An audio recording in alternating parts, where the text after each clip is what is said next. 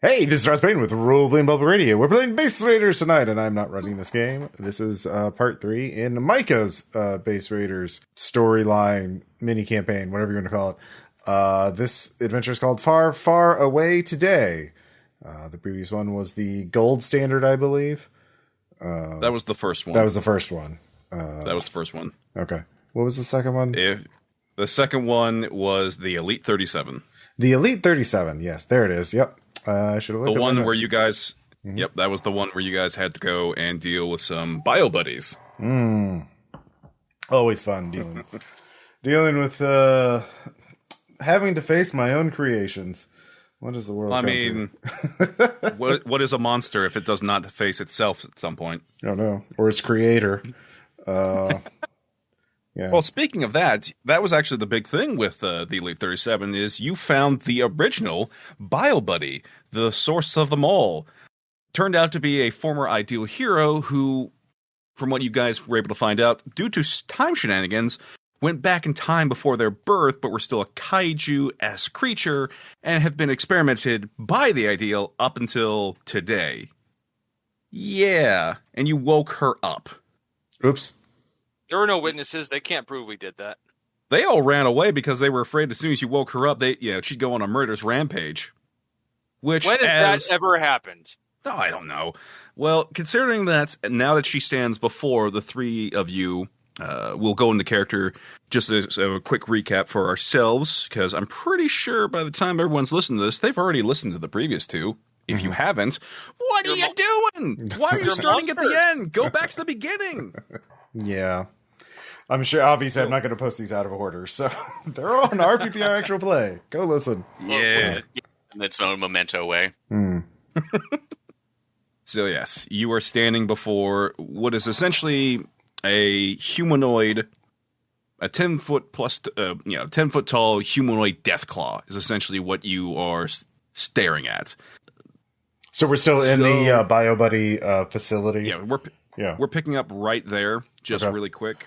And if you don't remember, I am playing Crate from Glitched Reality. I have crate-based superpowers because crates, they're useful. They're everywhere. There's always a crate in you're never more than 20 feet away from a crate. If you can't see it, it's right behind you. Or is that spiders? I'm pretty sure it's crates though. Yeah. And I am playing Afterimage, which you can find in the Boiling Point expansion for Base Raiders. She has a arm that's like a suit of armor that allows her to create advanced holographic disguises. All right. I am Foot High Science Guy.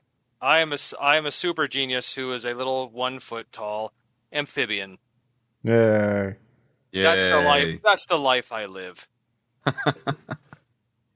So we open, like I said, you are all staring her down and can easily feel this massive flush of very angry, very spiteful radiation aura coming from this creature. Person? Hard to tell at this point because of just how much she has been mutated and experimented on. It looks like, from what you see before you, they pushed the whole turning her into more of a monster to get better results for their bio buddies. So, who would like to? She's just standing there, looking at you, just kind of back and forth with her eyes. Hi. Yeah. Okay. Yeah, go for it. You're doing good. Keep going. I don't know. I haven't talked to a monster yet this week. I mean, technically, you are a monster. You're a small monster, but you're not. Hey. Well, Going for the last game, we don't remember what her name. We didn't get her name or who she is. Her actual name, no. The only information you had was the ideal code name for her, Kaiju Yuri. Kaiju Yuri. So Kaiju Jury. Jury. Okay. Yeah, it's basically tying in. Just forget the I on the end of Kaiju with URI. Wait, I think that there's something in a crate here that I could use to help us with this. I punch open a crate, and I'm using my advanced crate looting ability. Okay. So to give myself it's variable scene times 2, so I'm going to give myself very cool. Yeah. I know. Conversation with unusual telepathic. And basically it's a helmet that looks like a colander with a bunch of wires and gadgets on it. And I'm going to put it on. That's the proper way to do science. Yeah. I'm going to brain-to-brain communication to be like, we mean you no harm. The people who did this to you are long gone. Let us help you. We can bring you. We can. There's no need for revenge. They're gone. It is safe now. That kind of stuff. So how are you? How are you? Yeah, basically. And I'm gonna spend a fate point to re-roll. Oh my god! Because that is a -4. And but don't worry, we're getting the what best. Did you say about my mother? Yeah. That's better. So that's a 0. That's a lot better. So that's a 3. It's superhuman. All right. There is, and it's only Crate who can understand her. Correct? It's not an aura ability. No, I didn't. I don't have that many variable points. All right. Just I want. mean, sure. I could hand it to someone else, I guess, but one person at a time. You've made the roll, so you're the first to hear it. So to the two of you on the side, you hear this low growl, kind of a bark sense from the mouth as it kind of opens up. But Crate's telepathically, you hear, "Oh, thank God! Trying to talk out of my mouth in this form is impossible." Oh, well, good thing I have this telepathic helmet on.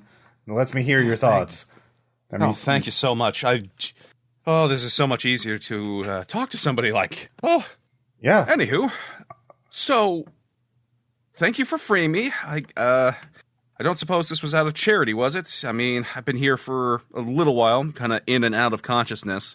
They kept me drugged, so are you with the Ideal, or are you some those base raiders we were getting reports about before? Oh yeah, base raiders. Yeah, the Ideal's gone. They're very gone, and we'll never hear what happens to them. Never ever. It'll never happen. We'll never get closure on that. Just to make that clear. Wink. Why did you turn and look at the wall over there? What were you doing? What? Huh? Okay, whatever. Oh, I was Games Done Quick. Big shout out. I'm sorry. I'm getting lost. I'm getting distracted. Yeah. You don't have to worry about the Ideal anymore. And we were base raiders, and we were doing this as a favor to not be dead. That kind of deal. Why would you be dead? Oh man, it's a long story. Yeah. Well, is there something going on with the world? What's going on? I mean... Oh, yeah, there was something going on. Yeah, that's right. The world's about to end. Yeah, we're trying to stop that. She just kind of gives you the creature turns its head and goes, "What?" And she kind of looks over to a control panel before reaching over and very daintily with a very sharp point of her claw just taps the keyboard a couple of times before the screen opens up to news articles about the current situation of, "Oh God, the world's ending! Oh God, the storm!" Blah, blah, blah, blah, and all that just constantly going up. She's just, "Oh, yeah, that's a problem." Anyways, I'm also I'm telling this to the others too. There's a giant hexagonal storm that we're kind of concerned about. Yeah, slightly. Yeah, you get so caught up in the base rating, you forget to look at the bigger picture. Oh yeah. Oh yes. Like yeah. Hey, how you doing? Foot Eye Science Guy. Blue Enter Technologies. I'll give her one of my cards. Is it a normal size card, or is it like proportion for you? I actually squeeze the corner. It goes from a normal size for me to normal size for a normal person. I invented them. Okay, that's a little all right. Wait, you're just showing off, but I guess that's kind of the point, isn't it? Hey, she kind of looks at the small lizard person and looks back to you, Craig, and says, "Can you tell him thank you? But my clawed hands don't really hold cards all too well, and just tell him to hold on to it for me." She says she's not impressed by it at all. It's kind of lame, in fact. Hey, the creature just kind of goes on. I again don't mean to interrupt the conversation about business cards or practices and such, but hey, Sally we really need to be able to get this. We really need to see about this. Ma'am, that's like how can you help? Oh, well, let's see. Those I'll keep my language, nice for the moment. I'll go, oh no, swear away. We do it. Oh, fair enough. So those bastards who were experimenting on me were testing out the growth hormones through a unique crystal. They probably took it with them. Pretty sure I could overclock that in myself and grow to an enlarged size. And as the news is playing, you see there's articles specifically where the storm front and creatures that are being created from it. Also, real quick, you see that in the news that volcanoes have, or at least fissures of such, have started to erupt along the path of the storm, causing molten creatures to be created. They seem to, for a time, remain in their molten state before turning into rock-based creations or stumbling along.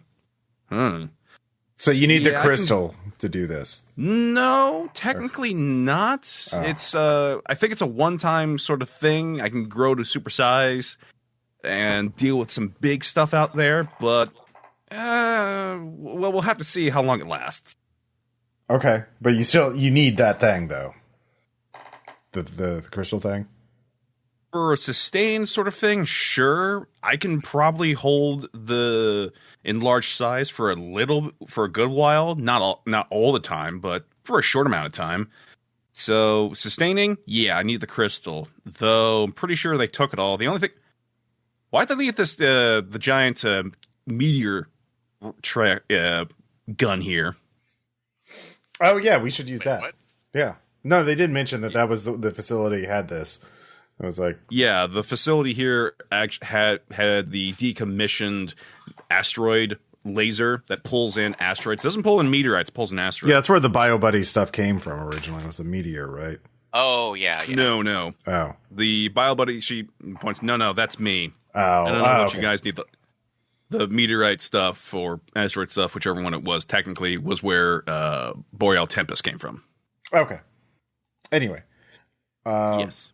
So we need to get that thing. Well, let's try out the meteor gun first, and then let's see if we can find that crystal, because it sounds like it would help regardless. We got to find unfortunately, the facility here doesn't have enough power, but, if you got friends, we can probably get it out of here and to hopefully a power source nearby, to give it some juice. Don't know what you need it for, but yeah, it's here. Okay. Wait, Foot Eye Science Guy. Power. That's Yes. a thing. That's a thing you can figure out, right? If there's things I know, it's power. Okay. Sure. So how do we get this thing more power? Well, I need to actually look at it. Give me 5 minutes. Okay. I mean, Go ahead and give me a roll then, Tom. I'm assuming super science. Yeah. So that is 5. 5? Well, unfortunately, the base here, the power grid has been effed up due to all the fighting, and probably still some fighting out there because some of the Bio Buddies are still alive. You did take out a few of them along the way, or they took each other out, but there's not enough power in the grid here to fully activate and sustain the laser in and of itself, so you'll need to move it to a different base, or something that has at least 3 reactors worth of power. So something that one of the more higher end ideal bases would have. Are there any nearby? Not that you know of. Well, if this was an ideal base, maybe they'll have some information on something we can use. Sure. There is a terminal not too far away that you already used. All right, I'm gonna try to hack this thing, because that's what we need to do. And I'm actually and I can actually do this, and I feel useful. And I hate it when we get into fights. Okay. I'm saying this out loud, by the way. Of all the powers I could have gotten, it had to be teeny tiny me and a brain. Yeah, well, there's less of you to be hit by plasma weapons, so you got that going for you. And there's more good to be done in the world with a smarter brain. Or evil. I mean, there's a lot that's of evil 5 again. It's all down to the person, yeah. What'd you get, Tom? 5 again. 5 again? All right, you start clacking away at the terminal, and yeah, you quickly look around for local bases, and most of them seem to have been, as far as the ideals web here shows, most are inadequate. But as you look towards stuff with St. Louis, where the front of the storm and all the kaiju stuff is coming, you find we got a few access points there for, oddly enough, there's 1, 2, 3 locations, in fact, that could definitely power up the laser there. Like all 3 or any one of those 3? So any one of those 3, but you take a look at the map itself as you pull up, and it's a map of St. Louis. There's 1 power source at the Gateway Arch.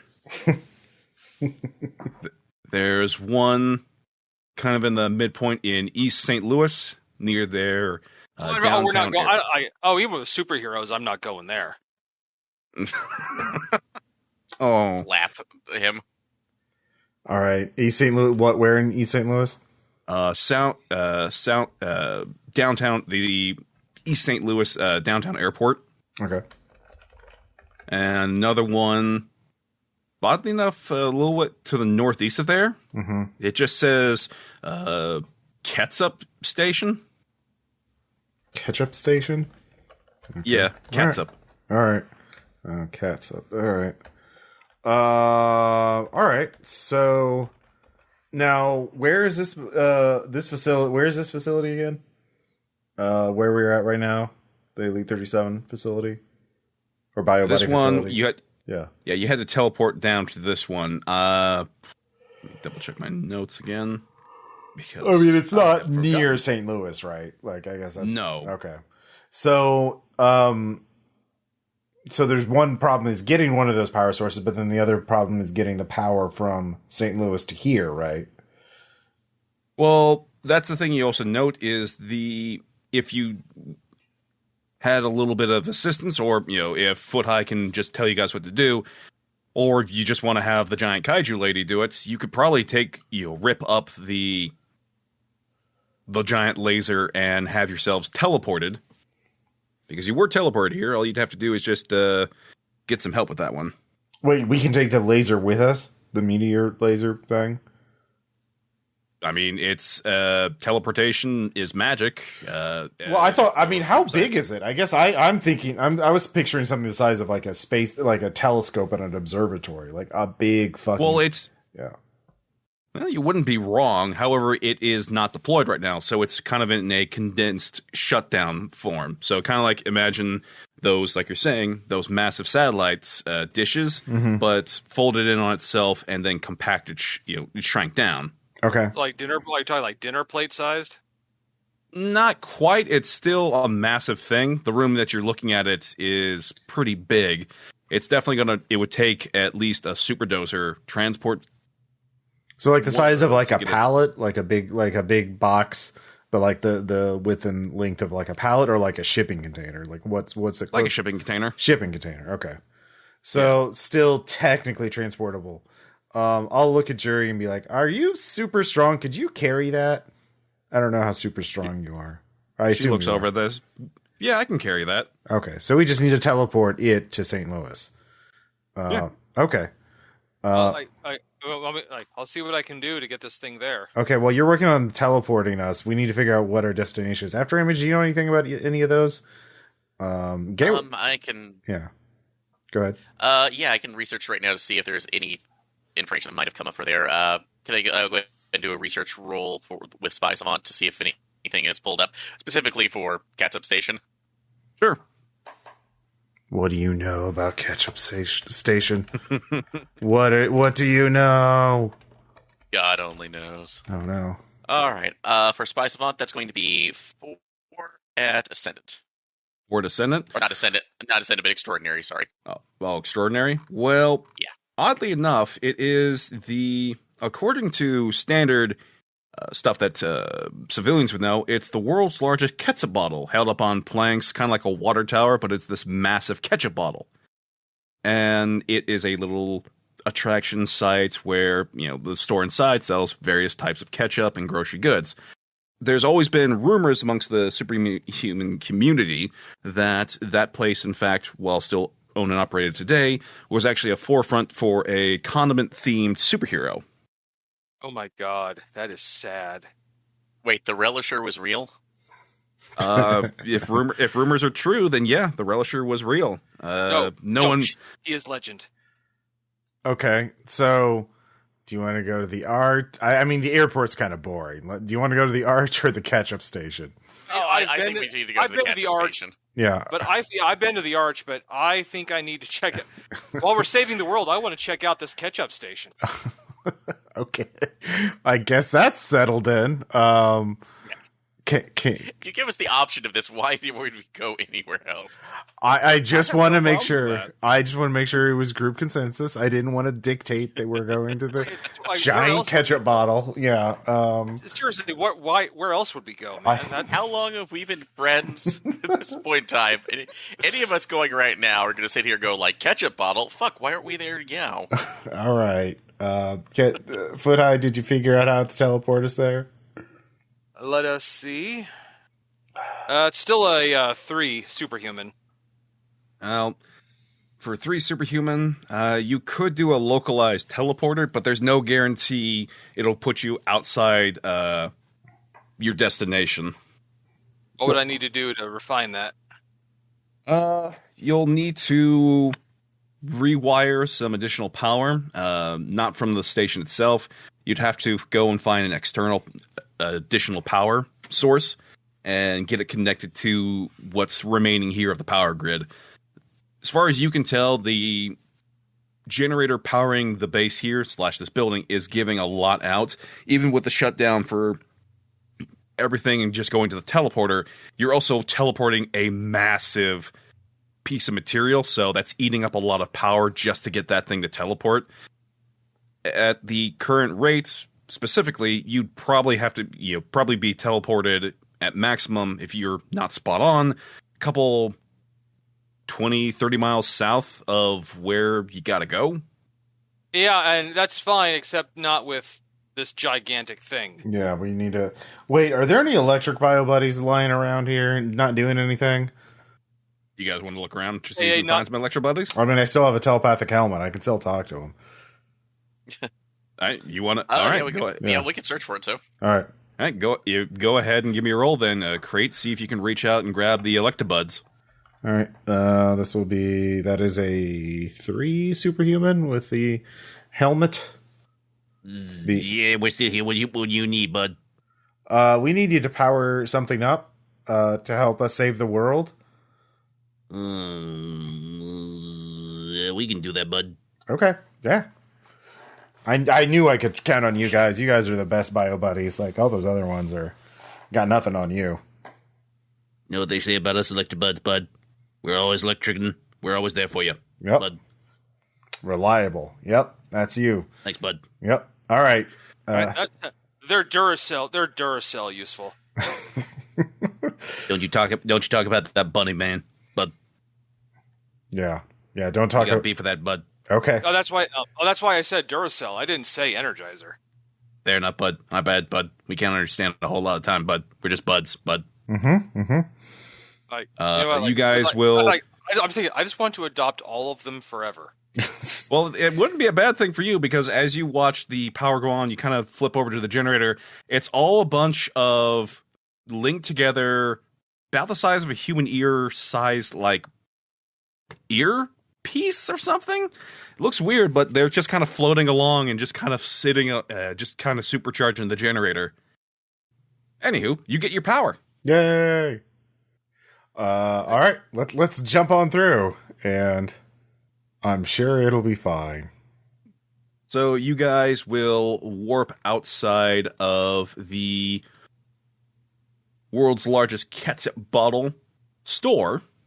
It's a historic landmark in St. Louis. I was surprised to find that out in my research. Mm-hmm. But as you kind of just teleport there with the massive kaiju lady and such, there is... people are fleeing, heading southbound towards I-64, it looks like. They're taking... or north towards Interstate 55. The giant storm building on the west side of the city is spooking a lot of people. But it's what you see in the distance at the moment, the store itself, nobody's around you guys. Cool. Well, let's go check this place out. All right. Oh, wait. After him, did you say exactly where the power was? After? Where the power was? Yeah.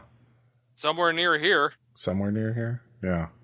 I'll scan. I'm sure I'm bound to pick something up with my various sensors. Okay. Are there any, like, places that look like they have obvious security? Like gates, locked doors, or anything like that? Nope. This basically looks like a giant... Well, this looks like the section of a small urban area.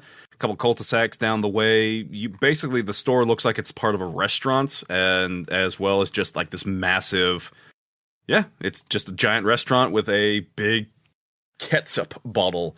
I'm looking it up right now. I'm looking it up right now, and it's interesting. Yep. Sorry, After Image. Did you have an idea? Yeah, I can actually go. If you want to, I can kind of track around and incognito and see if anybody is around. So basically, just stealth around the building while I'm scanning. Okay. Well, you scout ahead, and we'll all guard foot high while he scans. Of course, Jerry and the shipping container are with us too. So I mean, we're not exactly inconspicuous. But I'll deal with any people that have that come and interfere with us. Please don't bother the tiny salamander person who's doing work. Yeah. All right. If Tom and Aaron, you guys want to give me rolls? Yep. So let's see. So in this case, would you want me to roll for just the stealth option, or spy savant to see what I find? Spy savant to see what you can find. Okay. Not incredibly helpful in that case, so I'm going to go ahead and spend a fate point to reroll that. Still incredibly unhelpful, so that's only going to be a 1 at extraordinary. Looking around the local area, you can see that power's still on with the store, and that, unfortunately, just kind of examining the area, even with your suit, there's not picking up any additional information. You can find that the power for the restaurant and store here is good, but that's about it. Okay, but as far as I can tell, there's no one else around who may be sneaking or any other panels or other things that look off. Nope. Okay, nothing that I can see at this moment. Okay. Any luck on your end there, Foot High? Let us find 5. You were. Hang on, it's. Sorry, no, 6. Okay, and you were looking for... Aaron was looking around for the area to see if there's anybody... What were you doing one more time? I was using my sensor array for my super science to determine if I can find, if this is an ideal base, it's going to have an obscene amount of power. Fair point. Yeah, as you kind of are moving around, you meet up with Afterimage as you guys are both kind of looking around.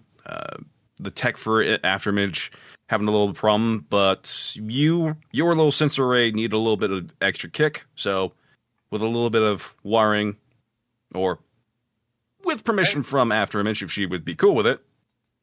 Yes, by the way, it does look like a little PKE meter.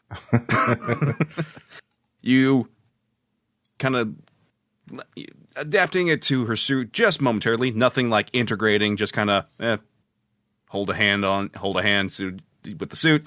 The two of you start to see, specifically, the power to the local area is actually off. They've kind of shut down power, yet the store here, the restaurant, is still bright and on with power.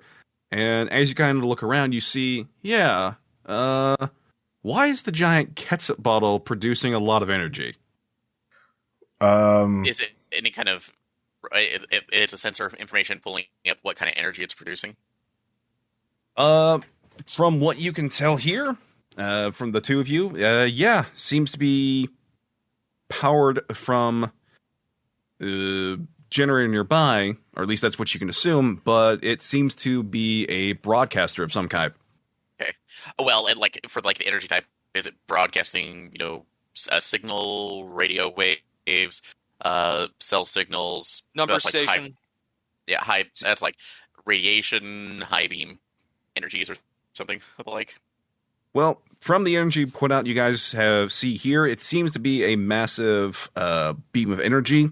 You can equate it to either a direct laser, possibly communicate with something up above somewhere, or is some sort of teleporter. One of the two. Take my money on teleporter. All right, I'm going to climb up there and take a closer look. Okay.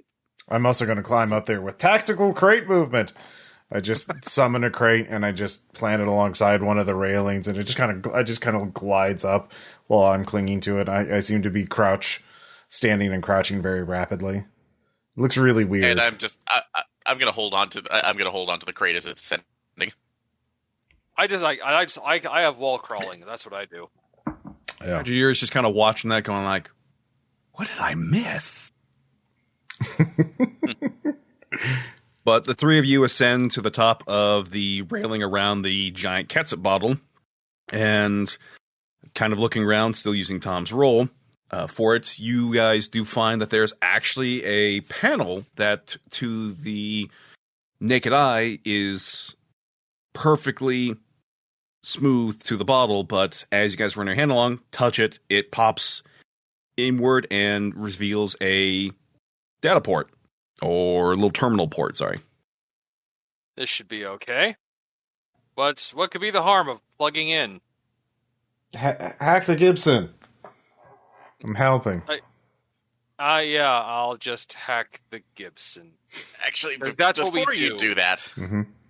Yeah, before you do that, so Crate, could you possibly produce some sort of Faraday cage we can or a secure drive that we can pull the information into? Well, if I do that, then I'll have to throw away my... I mean, I only can have one item out at a time, so I have to throw away the telepathic colander. I mean, telepathy helmet, so...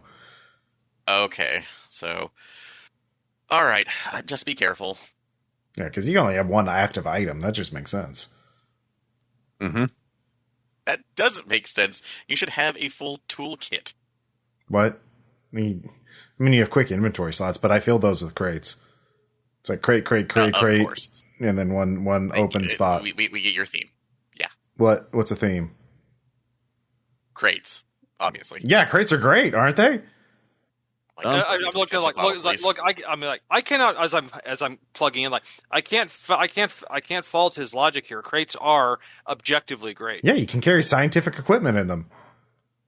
Or You hear from mentally. You hear from below you. Yeah, like this one right here. As Kajir is just kind of pressing the shipping container kind of up a little bit. This is a crate, right? Technically, No, it's a ship. It's a container. It's different. There's differences. Oh, really? Yes, you could say it's like the mega crate. Ugh.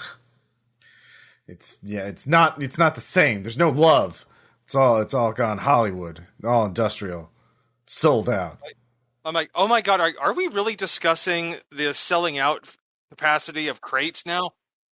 As much as I want that to be a thing that we sit here and talk about, could you, for the time being, Foot go ahead and give me a roll to try and hack into there to make sure that you don't short yourself out, activate the super deadly trap that I have waiting for you should you fail. Well, yeah, I'm just saying, like, this is what we would totally do as superheroes. We're not the superheroes. We're base raiders. That's 4. That's a 4. Superhuman. Dang! There goes my death. There goes my death by ketchup trap set. All right. Abigail's you guys literally never hanging had- off this crate, just going, "This is the life I've chosen. Mm-hmm. This is the life I lead." You hear a dee-dee-dee-dee before the trap itself disarms and the paneling opens up as... Like, I'm gonna look at the trap like, oh god, it's so good that wasn't triggered. My god, if that had gone off, I don't know what we would do. It says it's labeled Uva Sriracha. Is that what was going to spray in our faces? No, it is legend. We will leave what I had named for it alone. I will let the audience wonder, what the f*** did he come up with? Scalding ketchup. But We are not meant to know such things.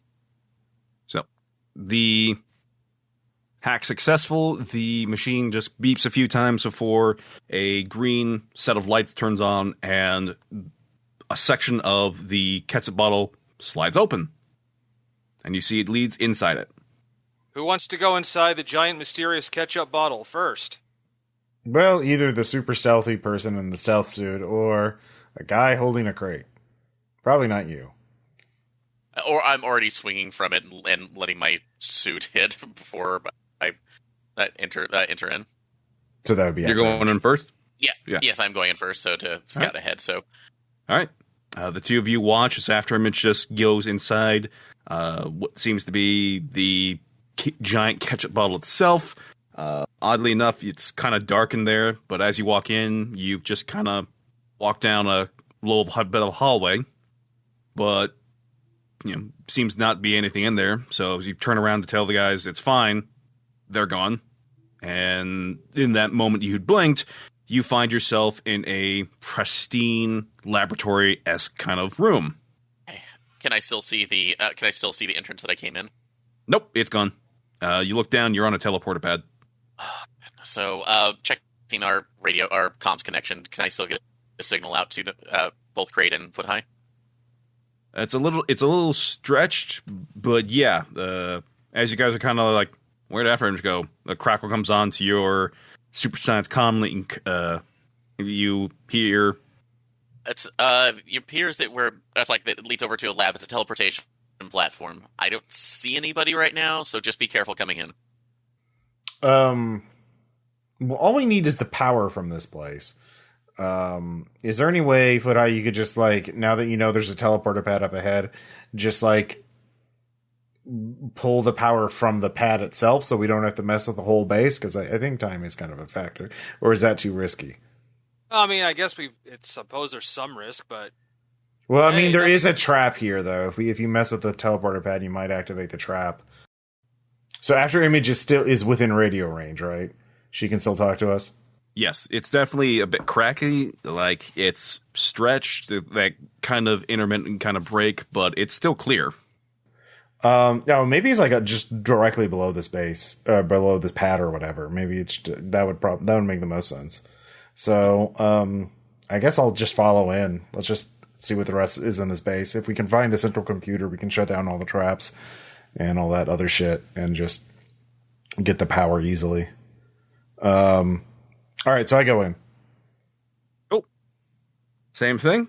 Goes down for a minute before you wait for it. Kind of get bored because nothing happens. So as soon as you turn around, there's Afterimage, just kind of walking around the room. It's very pristine, very clean. It smells a little funny, kind of like relish. Other than that, yeah, it's a very tidy room.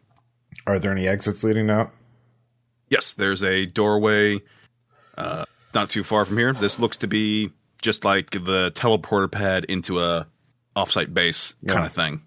All right, I go through the door. Foot High? I step in, yep. All right, you do the same thing, and you eventually do the same thing and arrive right into a pristine, clean-looking base. Oh, okay. All right, so all three of you are in, so there is a doorway leading out. Huh, no other traps, no other defenses going after us? Huh. Nope. Huh. Well, that's convenient. Is there a command computer or something like that nearby? Or there's a local panel. Doesn't look like it's a command console. Looks like it's possibly a local information sort of terminal. Like one of the... Yep. Okay. Foot High, see what kind of access you can get from there. I'll see what I can do. Okay. 2. 2? You again kind of working away at it, but all of a sudden you get this pop-up on the screen. It's a little animated figure. It says, "Hey there, bud. Sorry to say, but the Cauliflorum is not accessible at this time. You're going to have to reach out to the local ideal service provider for assistance." So Comcast, right? All right. So We are okay. So it's sort of like in standby mode, I guess. Kind of like okay. Well, that's good. Let's just keep walking around. After Image, do you want to scout ahead? Yep, I can. All right. You proceed forward out the door, and yeah, you're in the clouds. Am I falling? Nope. The deck paneling beneath you is holding nice and firm, but you look around and realize, oh, you're in a kind of like a suborbit space station, it looks like. Or at least a low atmosphere sort of base. From what, just because it's Afterimage yourself looking around, you can realize very quickly, oh, they have reflective paneling out there that's making it appear normal to the human eye, as if, they're just seeing the cloud line move or skyline fine, and it's just floating here. This is nice. So, do I still have radio contact like I did the last time, or is it completely cut off? No, you're fine. Everybody's right behind you. You just walked good. out into the main deckway. But as you kind of look down to where you are, you realize, you're definitely way above St. Louis. But yeah, you get a full view of the state. It's, well, not fully the state. You get a good paneling of it, but you can see St. Louis, and if you squint hard enough, you can probably see the reservoir. What was it? The Charlene Reservoir? I can never pronounce that properly. You just get a very good view of the local state area. So we're in orbit over the ketchup bottle. Yep. All right. Is it like in geosynchronous orbit over the ketchup bottle? Yep. It looks like it's you don't know how it's maintaining its power. Maybe there's a more powerful, definitely a very powerful generator, but it's just kind of hanging here. You can see the weather very clearly up here. The storm front itself is coming in strong, and you can see the clouds themselves are stretching out far and wide. They haven't gotten to the base itself yet, but it's not a pretty sight. And Afterimage, go ahead and roll me a alertness. All right. That's going to be a 2 on at extraordinary on Spy Savant. 2 extraordinary? Okay. Mm-hmm. It's just your eyes playing with you, but you swear you see a figure in the clouds. It's clearly not. Mm-hmm. It's fine. But yeah. There's nobody's here. It's good. Mm-hmm. But yeah, you can go ahead and start exploring if you want. Yes, let's go exploring. Let's split up, gang. I head off and start exploring. Is she with us too? Yeah, you're all there. If you walk out, it's you basically just get to see what Afterimage saw first. So stay on the railings, folks. So looking like we're in space, like, oh, I've been in space before. I probably have. That should really be more exciting. Oh well, the world's ending. Oh, that's happened too. How many things have you seen already? It's only been 3 years. And last time it was Kansas City. Ooh.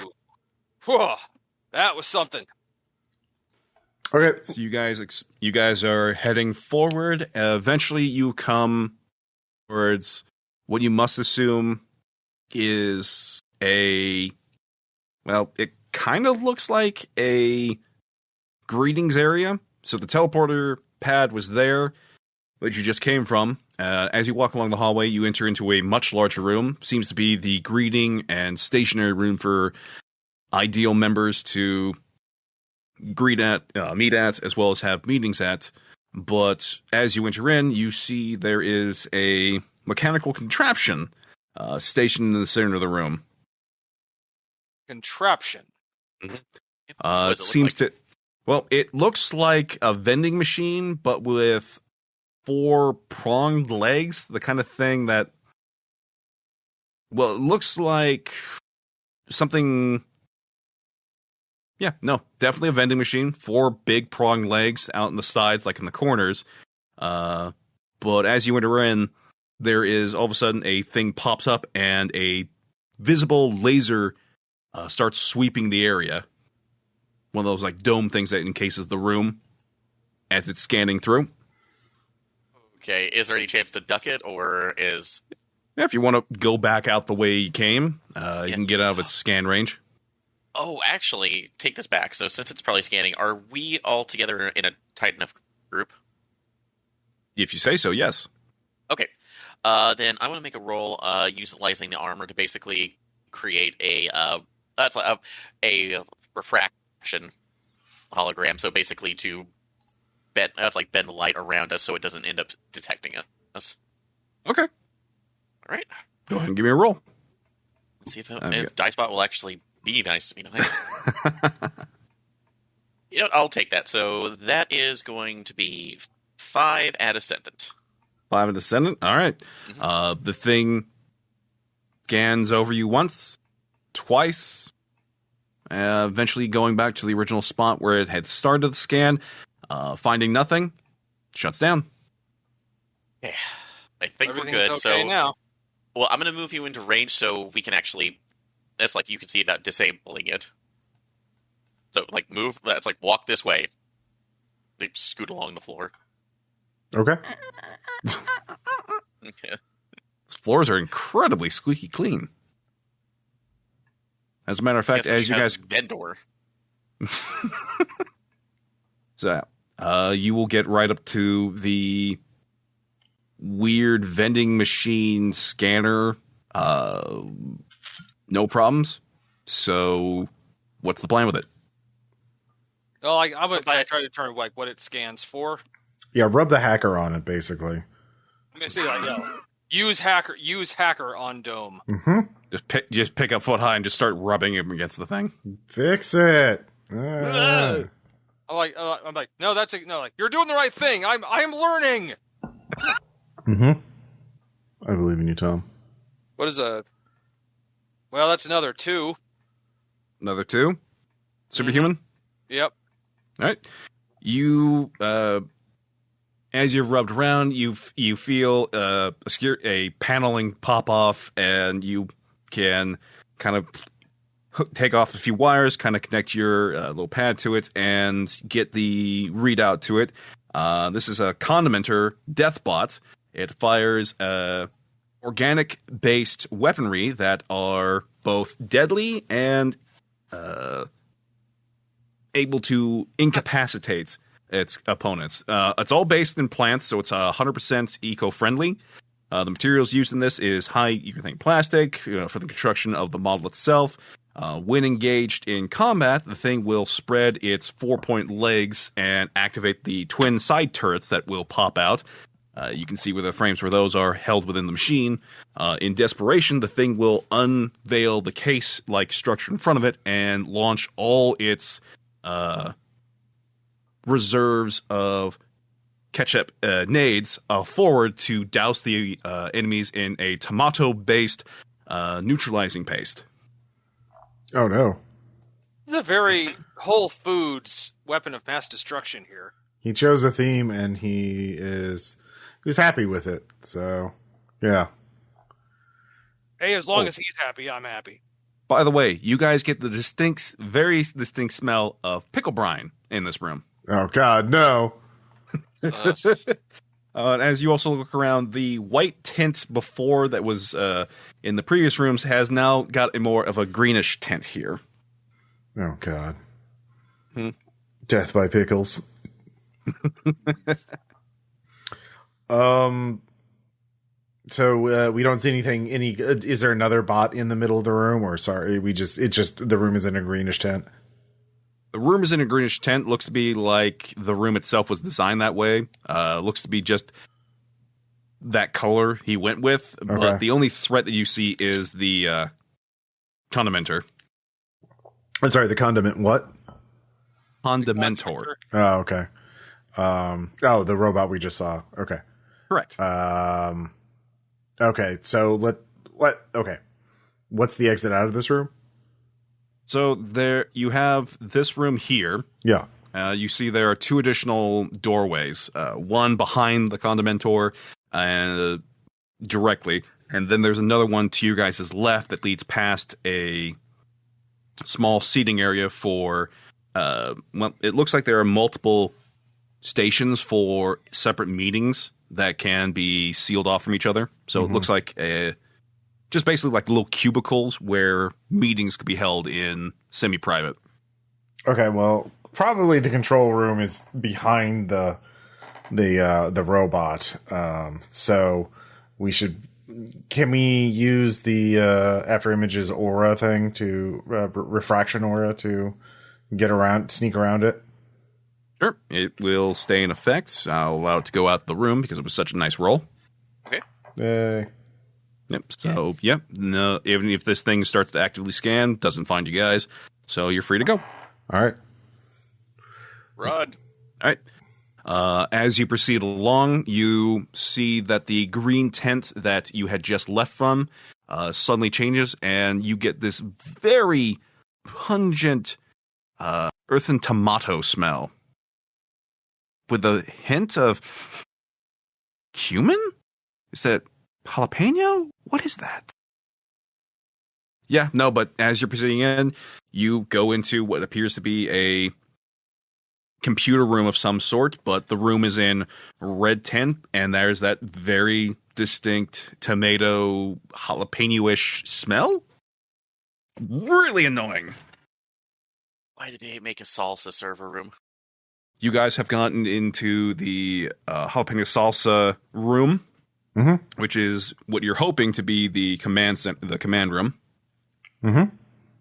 So you guys want to give me a look? Who wants to look around first? The power is on here, but it's a bit of dim lighting.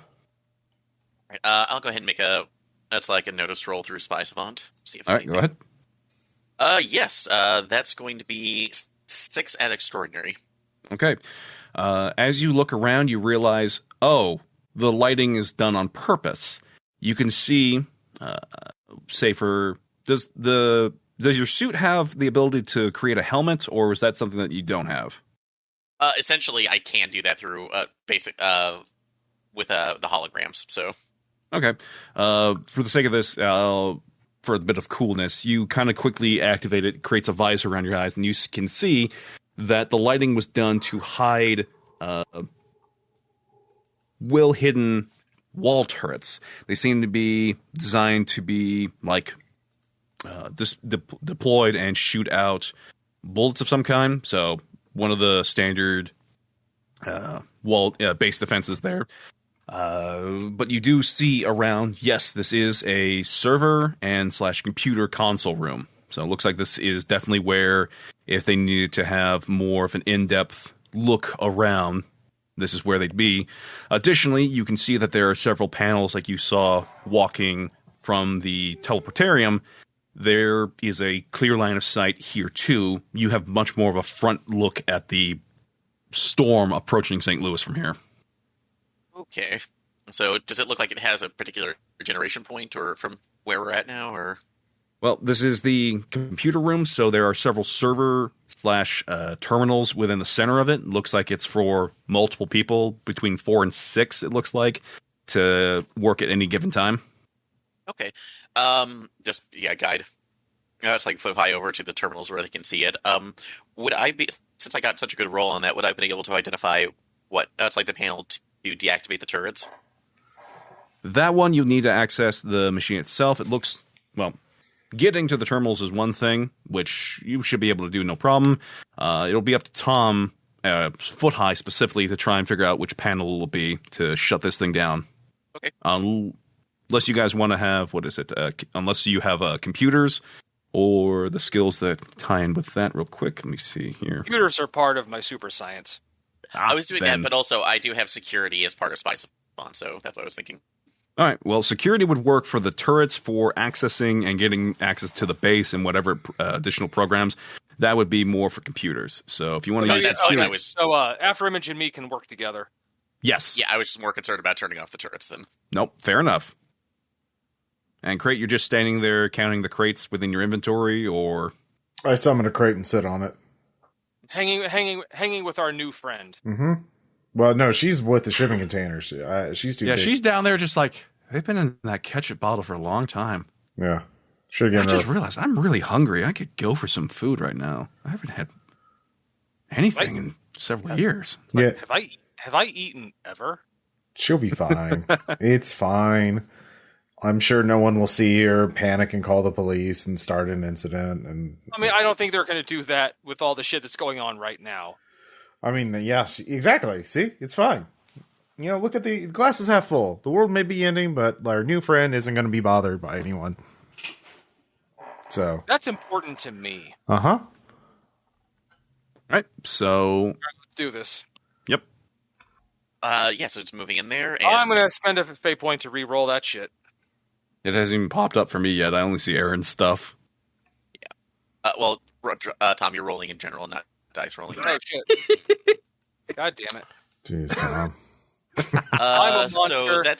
So that's going to be a 3 on extraordinary.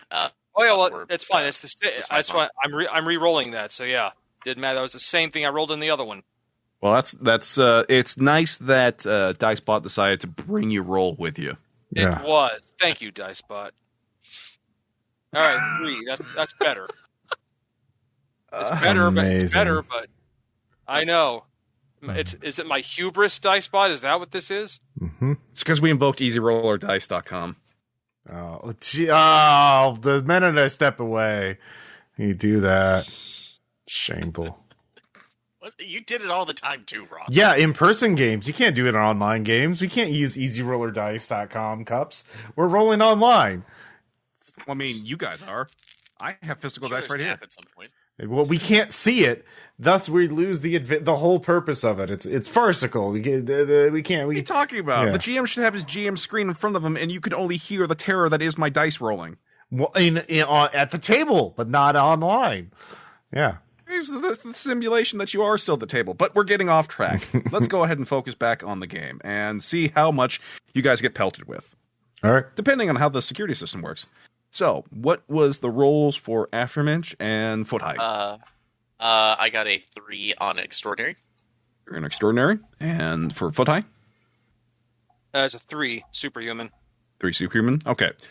So, Afterminch, you are working away at the security panel, or at least one of the terminals here. You access the security system and begin to activate the shutdown protocols for the turrets in the room. Unfortunately, you managed to trip something within in the machine itself, but where it should set off multiple, like the whole of the system, you've managed to shut down several turrets, so only a few deploy.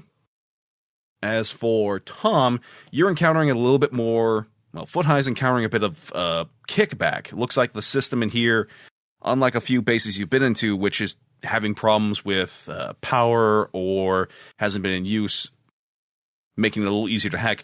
This thing as well looks like it's actually still been updating and making sure that its anti-hacking and firewalls are in place. So you're having some difficulty getting access to the main system. Well, let's say what they want about the ideal. They know how to build their systems. So yeah, Crate, to you and everyone in there, the lights suddenly shift and become much brighter. And you also begin to detect a much more... The air in the room where it was that kind of salsa, that tomato / jalapeno smell becomes much more intense as you all kind of hear a kicking in, as well as the of turrets being deployed. From the ceiling? Or from the... from the sides wall, from the side of the walls. Okay. Looks like pops out from the wall, 3 of them.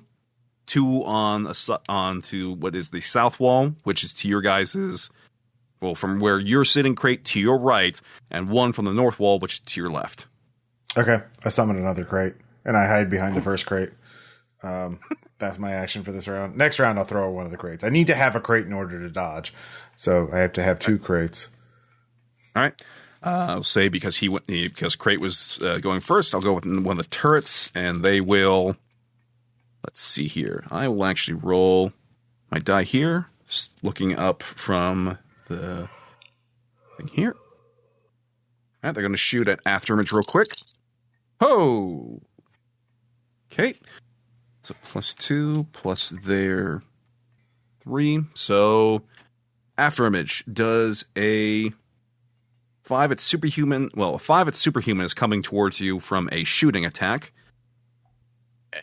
Let's see. My armor is ascendant tier. Okay. So ascendant, so they will not be able to harm you then. What was the ascendant again? Plus 4, sorry. Plus 4? Oh, yeah, they're not going to be able to harm you, but you do see that your armor is getting pelted mightily and see that the rounds themselves are chocolate? What? They're leaving behind these little mounds of... it looks like it's some sort of chocolate kind of like residue, because it's leaving behind little splatter marks across the whole of your armor, and you're definitely getting a much more stronger scent of jalapeno from that. Okay, just jalapeno poppers. Oh, that's like I'm not at least even, or jalapeno bonbons or whatever. I'm not even certain I'm aware of what this is. All right. So go to Foot High next. I'm just going down the line of the call from the first person that did. So that was great. So Foot High. All right. So essentially, like, so we're like being engaged. Can I shut anything down from where I am? You can attempt to access a security network like Afterimage and try to shut down the remaining turrets. I'll try to do that. Okay. Hey, there's a 6. All right, 6. All right. You reach into the command prompts in the security panel and see where the computer recognized the hacking done by Afterimage and correct it and shut down the turrets. The the smell of tomatoes and jalapenos where it has slowly begun to die down because the hissing stops. And you're good. Everything goes back to being quiet. The lights go back to being a little bit more dim. And yeah. Yeah. Wow. Good job. You did it. That's science for you. That's what science does, man.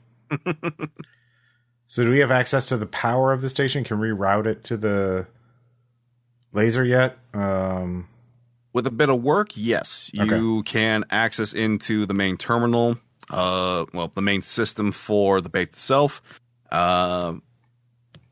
You also, as you're clacking through, you find the signals from here actually can be transmitted down to the St. Louis area. It looks like it's got connections to the other bases here as well. So you've got the main connection to the teleporter at the ketchup bottle itself, but you also see command prompts going to the archway as well as the airport. Oh, okay. So he had just teleporter pads set up throughout St. Louis to send them up here, basically. Yeah. Okay. Well, that makes sense. Okay. Well, we need to get that power going. So do we have to do anything else from up here, or do we just have to, like, go back down and, like, run a cable to from the ketchup bottle to the laser? Well, let's see. From what you can tell, Foot High, the power generator here can send a good bit through down to the store. The signal coming through the ketchup bottle itself, but it was never, at least from what you're seeing here, never designed to do more than just work as an extra sort of like generator for the restaurant and store. Looks like it was meant to keep the power to the teleporter going just fine, as well as that place to keep its cover up. With a good bit of work, you'll be able to reroute and redesign the array to shoot more power down into the teleport array / external base, but it's going to take you some time to do. All right, I've got to get to doing what I do. This could do you think the world's going to stay intact long enough for me to do this? Well, it's going to take you maybe an hour or two to do the necessary rearrangements for the array down in the the satellite beam array, as it were, the thing that sends out the power. So that's going to take you a few hours, and at the rate the storm's been going, it will reach you by that point. Like, will we be able to handle any of that, or is that pretty much not going to be enough time? Well, from what you, again, are finding from the base itself here, this thing is definitely more for just hiding. It's not going to be able to handle such a violent storm, especially since this thing's supposed to be above what is normal science's ability to track the power of a storm. Mm-hmm. If this thing were to be caught in an F5 tornado, it would probably be able to hold on barely. But with the thing that's coming towards you, this thing will be torn and ripped asunder pretty quick. So we either have to speed this up or move the bottle further away. Well, as you begin clacking away, you note there are two things about the base's additional, the one at the airport as well as the arch. You're finding some weird name structure in the system where you guys know it as the St. Louis Arch. The paneling here seems to refer to the arch for some reason as the galactic cullis, and that the airport is listed as the mobile fortress. Wait, the airport is? Yep. Oh. Well, why don't we teleport down there and try and get that mobile fortress, and we can use that to run an interference. That sounds like a good idea. All right. Yeah. All right. We go. Well, Work! Yep. All right. So you guys return, basically just set the defenses to non-existent. So you guys get free roaming about the base, and you want to move to the teleporter and just teleport down to the mobile base at the airport. Mm-hmm. Cool. Preferably, yes. All right. For safe experiency, let's see here. You activate the teleporter, have it set to the base's primary chamber, which is their computer room, and you teleport down in.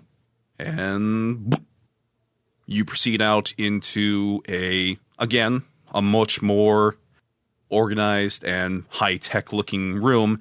But as you kind of look around, you see that there is a massive screen on, and a digital face is on there, and sees you three just coming walking out, and the face on the screen just kind of looks over and digitally hear from several speakers. Oh, hello. Who are you lot? We're here to save the world. I don't know if you know this, but there's some really messed up stuff going on outside, and we could really use this mobile base to help stop it. Oh, bro, yeah, I could totally help out with that.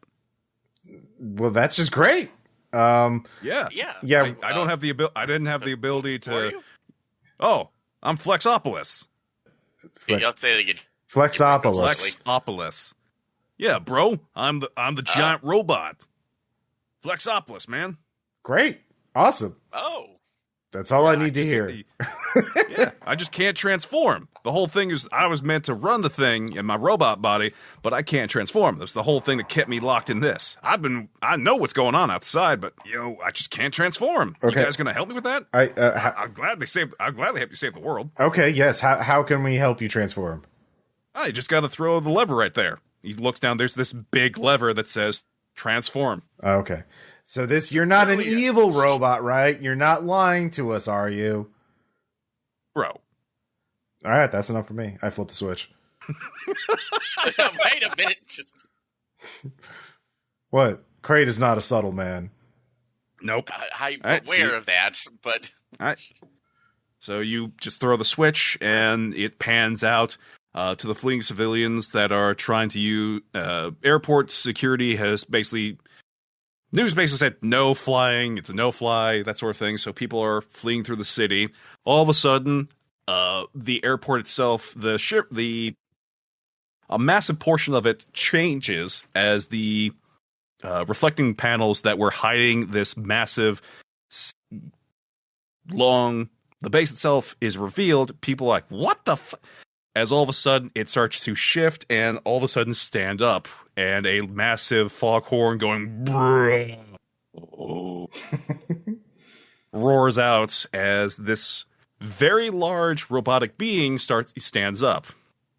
As you guys watch the entire room kind of shift and move around, and you get a view change to there's all of a sudden you guys are sitting down. You don't know how you're sitting down, but you're all sitting down in what appear to be 5 seats, and a 6th one comes sliding in. Just like, yeah, sorry, that was for some of the ideal who could pilot this thing for me when they had me shut down, but I got it covered, bros. So what do you need me to do? I figure I'm still on the space station getting this all set up, and I hope nothing exciting is going on down there without me. For you, Foot High, you see on the little display looking down, you see this massive robot there standing. Oh, well, that's not going to cause. I hope that doesn't cause any problems because I can't do a thing. How's it going down there, guys? Oh, he's on our side. The giant robot's on our side. Oh, I'm like, lucky. Yeah. What's up? What's up, bro? Stop. I'm Flexopolis. Yeah. Pleasure to meet ya. While he's saying this, the robot is starting to pose and flexing. Okay. Do you know where the giant ketchup bottle is? Yeah. The Rushers base. I know exactly where that is, bro. Okay, so there's a it looks like a shipping container, and there's like a big mutant thing on there. They're on our side. But there's real bad stuff coming to wreck that shit. We need you to get to protect that shipping container and that mutant. Her name is Jury. From the bad stuff that's approaching. It's like a storm, but it's not. It's kind of complicated. So, gotcha, bro. Yeah. Accessing logs. Oh, caught you, Yuri. Oh man, I love that girl. She's awesome. Yeah. Okay. Got a satellite thing. Yeah, bro. I can totally help out with that too. Yeah. Matter of fact, I could probably hook it up to myself. If you've got the base above, if you want to hook it up to me, I got this little dish at the back of my robot body here. I can do a direct link. Only takes a little bit to set up, but I could probably supercharge that laser, for you. Oh well, yeah. That sounds great. Here, can we patch you into to our science guy up there? Foot High, are you there? Already on it, bro. Okay. Yeah. You're not gonna go all Skynet on us later, are you? Oh man, that gal was crazy. We shut her down and got her locked up, man. Don't worry about it. She's locked in a USB drive somewhere. No need to worry about that seed. Okay. Wait, that was real? Yeah, I thought that's not okay. That's reassuring and yet Worry very. about it for another time. Yeah, bro. you're right. A big thing right in front of us. Definitely, let's not worry about that. Also, I hope that USB drive is really secure somewhere and not just in. God, I did see. Well, that's just that first one, bro. If we want to talk about Ultramanius, that maniac was always kind of crazy. We got him. Well, that's another thing to worry about later. Yeah. Focus on the link, please. I feel like if we make it back to the underground, I'm just going to go to that. You know that vendor that just sells mysterious, unlabeled USB drives? Mm-hmm. Yeah, we should probably just buy him out and throw them all into the furnace after Image. I don't think that one problem at a time. Okay. Well, I'm just saying, if we make it, we should get rid of the vendor that sells unlabeled, mysterious USB drives. I feel like we got to go through Beatrice on that because it's just not our first, but focus on laser first, then USB drives. Okay, I'm just saying.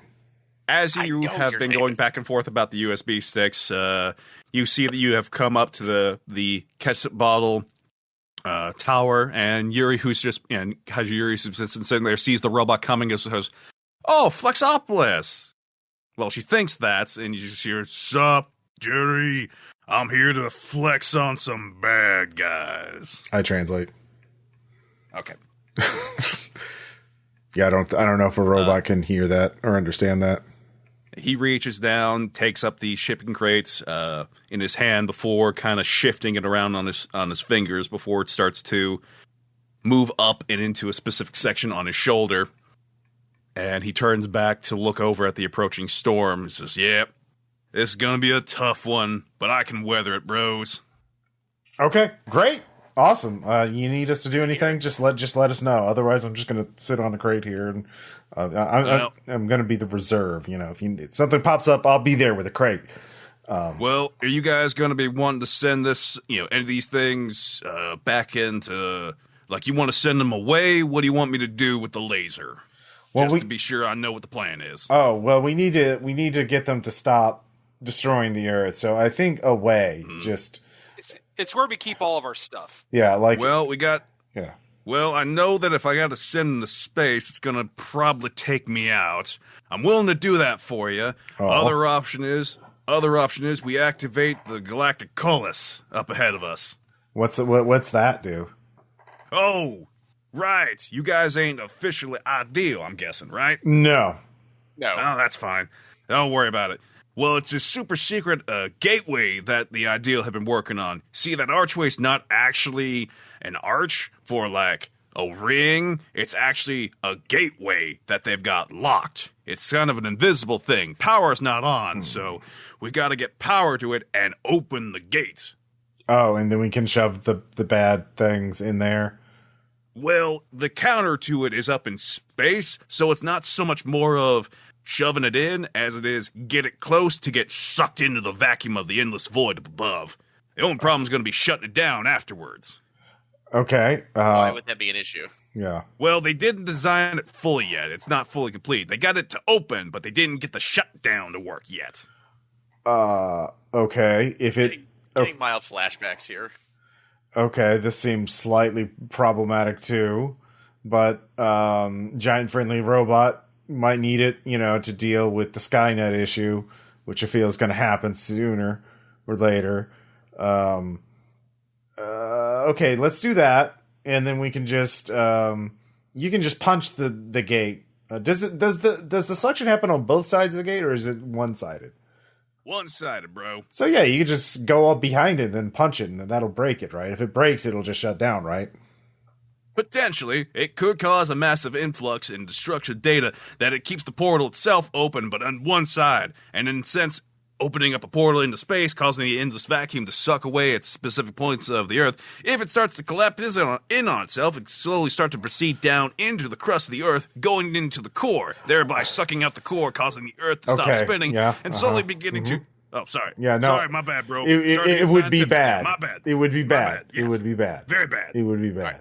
So, okay. Flex, at this point, we need somebody to shut it off at a specific time. Okay, yeah. I mean, yes. If you could get there, I don't have a problem with this. Oh, hang on a second. I got some incoming fire coming in. Hold on. You see, from above, the clouds started getting very dark, and massive bolts of lightning strike out against Flexopolis. Damage. Gotta turn on the shields. Hang on a second. There we go. This massive bubble dome around him as the lightning keeps striking. Shields holding. Potentially with these strikes, it can hold off against it for maybe like 15 minutes. Not particularly problematic yet, but can we get that laser kind of hooked up to me real quick? Yeah, let's do that. Do we need help with that? Well, we need a super science check from Foot High here. Like, it seems, I'm not there. It sounds like you're having the more fun adventure down there. It's not about who has fun. It's about whether the world ends or not, all right? You can have both. No. All right, here. I'm hooking up now. Your sacrifice is appreciated of not having fun. That's a 4. Foot, do you realize that I've already escaped one Earth that don't want to do it on a second one? Well, Yeah. I like this Earth, thank you very much, but I can have fun at the same time. Here, I'm hooking up now. All right. It takes you less time for this one specifically because the a section on the back of Flexopolis opens up and shows up this massive paneling display, And yeah, it's easier to connect to. Takes you less time because the array itself can move there. And connecting in 3, 2, 1. Shields drop. All right, connection, mate. Connection going. Oh, man. Now I feel super jazzed up, like I'm at 400% power. Unlimited power! Right. So he begins moving towards St. Louis itself, moving towards the Galactic Cullis, as he's defining the archways of St. Louis. And from the sky itself, several bolts of lightning strike down, destroying a section of the earth in the city itself. And from that spot, a huge column of lava erupts, and this lava beast begins to kind of materialize, reshape, and form. Oh, no. All right, bros. I'm going to have to deal with these sort of things. You don't mind getting in and getting the thing going, do you? No. We're good at that. That's fine. We're go-getters. Oh, don't worry then. I'll hold off these, these little, these things. I got it covered. Okay. I'm going to flex all day long. I crate out of there. I guess I'm just jumping down and running. So, unless there is an exit port or an escape hatch that I can use to get out. Is there one? You kind of look around. The little panel in front of you pops up with the Flexopolis's digital faces. Oh, I got you covered. There, little bro. Broettes? Is it broettes? I want to be properly, say it properly. I don't want to be rude. And afterimage is fine. Roger that, bro. Mm-hmm. But the That seat works. you're on suddenly just descends rapidly. It's just like, ah! And you are jettisoned in a ejection pod out one of the sides of his of the robotic body and crash down next to the St. Louis Arches as Crate himself has Crate ported there. It open. You can actually think about using that for everyone and not just yourself. What? No. Why would I do that? I'm sorry. I don't understand the question. As you two kind of, your brief argument there, you watch as the massive footfalls of Flexopolis just move past you as you hear the wind-up of the Brainmatic right and strikes into the lava beast. Oh, no, not the lava beast. Well, I mean, yes, punch the lava beast. Fight. All right, so... Well, we don't know if the lava beast is a good person or not yet. So, I think he's bad. I'm going to take a guess and say the lava beast trying to aid in the destruction of all life on this planet is bad. Yeah. He's problematic. For Afterimage and Crates, you kind of quickly take in your surroundings. There's a lot of destruction from the wind. Prior to that lava thing popping in, you can see a lot of damage and a lot of small, what look to be like rock and other weird creatures that have kind of littered the area. You see a lot of downed military and what you're guessing must have been local super individuals. They're all kind of spread out here and there. Okay. So what is our current task right now? Is it hooking up the laser? The laser's been hooked up. Okay. It's primarily getting the... Priming the gate. Priming the gate, Yes. okay. So you'll need to get into the gate itself, get into the gate compound and access that. Okay, I use my crate movement, tactical crate movement, to get there as quickly as possible, and then I'll just phase through the door with my crate glitching. This is also part of tactical crate movement. All right, give me a roll for that then. All right. Great. I will spend a point to re-roll that. Fuck you. Fuck you. I'll spend my last point to reroll because gambling is fun. All right. It's fun, Aaron. That is 4 Nothing superhuman. bad has ever come of it. Yeah. All right, 4 superhuman. All right. Afterimage, you keep pace for the most part, running after Crate, who's just like super speed, glitching through things. For a moment, as you get to what you're assuming must be, or what you guys have been informed is the entrance to the base controls for the Galactic Colossus, you see Crate has hit it and is all of a sudden being kind of stuck as if he's being forced out before the glitching just supersedes and he goes right through. So it looked like he hit a barrier before he managed to get through. Yep, it looked like the barrier was trying to force him out, but his glitching powers really kicked in hard and he went right through it. Okay. New speedrunning check on tech. Spy Savant. Do I see any security? Looking around to see any emitters or a security panel that might be controlling that. For you, this specifically looks like a standard door leading to the power supply for the area, likely for the lights and such for the local display spotlights to shine on for the archway as well as the lights for it. Kind of gazing around very quickly to a normal person, doesn't look like there's anything to it. However, your keen eyes from all your years of working both for the that's like Parliament Proliferation. This is horrible for me to forget their name, but yeah, from your time also basically being a base raider too. Yes, you can find a panel EPSA. EPSA, thank you. You can find the control panels to try and work the door. Okay. Go ahead and make a security roll to see if I can disengage this. Sure. While you're doing that. Gotta go ahead and spend one more to re-roll that, because that's good. Okay, I can accept this one now. So that's going to be a 3 at Extraordinary. 3 at Extraordinary. All right, you begin hacking through the door. You've crossed a few wires.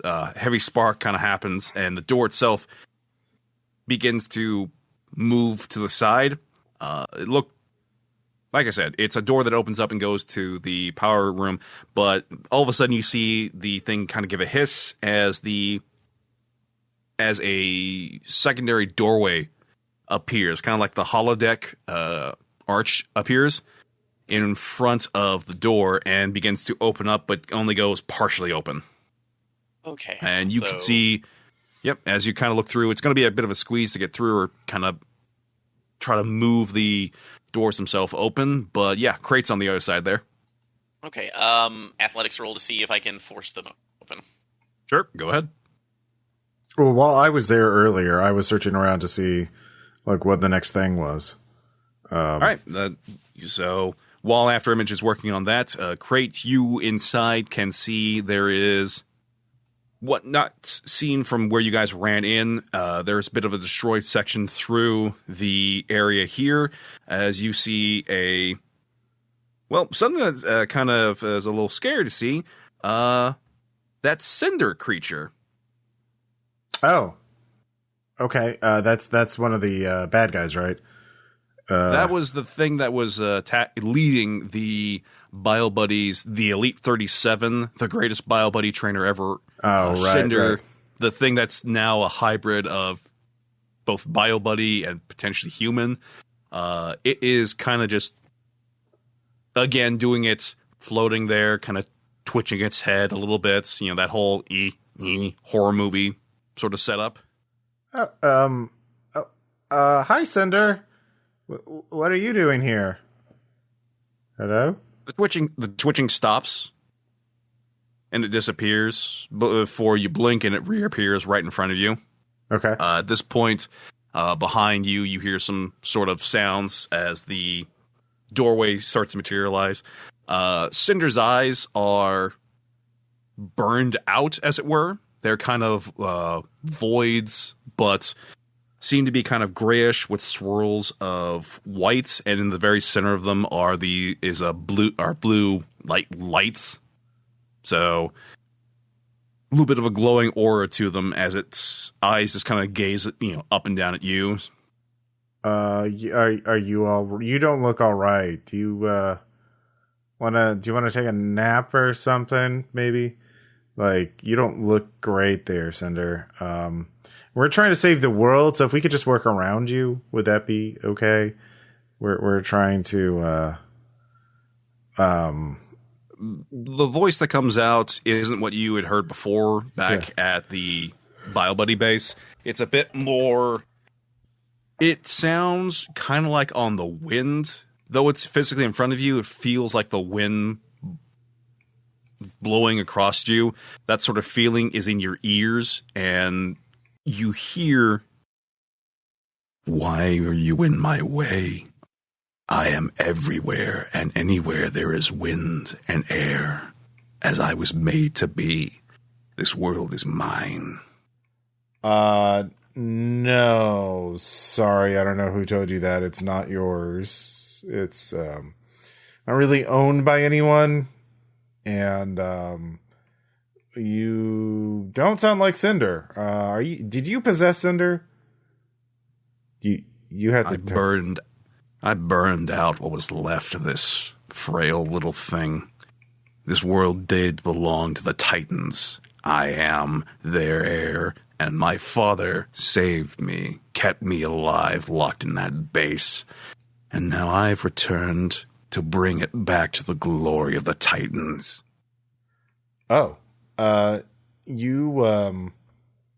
see. Well, I'm going to have to disagree with that course of action. As I live here, there's a lot of lovely people.